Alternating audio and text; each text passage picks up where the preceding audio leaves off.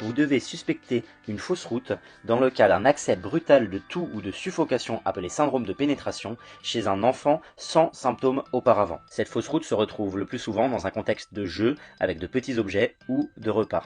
Quand vous suspectez une fausse route, il est alors fondamental de différencier deux tableaux bien distincts. Premièrement, l'enfant qui présente une toux efficace, c'est-à-dire qu'il pleure ou répond à vos questions, sa toux est forte et surtout il présente une inspiration pré-toux efficace.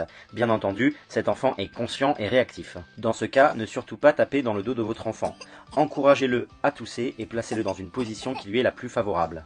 Le fait de taper dans le dos risquerait de faire descendre le corps étranger plus bas et de passer d'une obstruction incomplète à une obstruction complète. Gardez votre enfant sous surveillance et stimulez-le à tousser jusqu'à expulsion du corps étranger ou jusqu'au passage à une toux inefficace.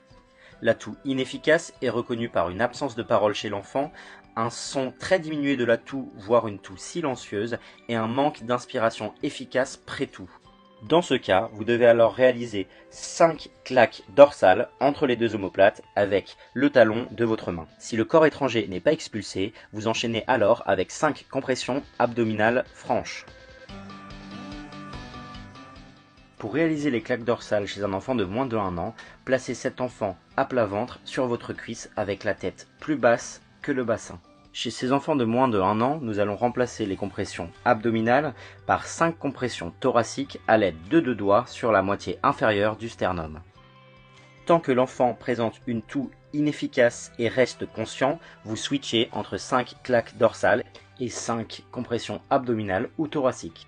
Si l'enfant retrouve une toux efficace, alors arrêtez les compressions et l'étape dorsale et repartez à la première étape. Si au contraire l'état de l'enfant s'aggrave et qu'il devient inconscient, alors dans ce cas vous êtes devant un arrêt cardio-respiratoire et vous devez de commencer le massage cardiaque comme expliqué dans cette vidéo sur la noyade. Et en fait, qu'en est-il de l'extraction manuelle d'un corps étranger? Les recommandations conseillent de ne pas crocheter à l'aveugle sous peine de pousser un corps étranger en fond de bouche. Par contre, vérifiez régulièrement pendant vos efforts pour expulser le corps étranger que celui-ci n'est pas visible en fond de gorge et que vous ne pouvez pas l'attraper à l'aide d'un doigt.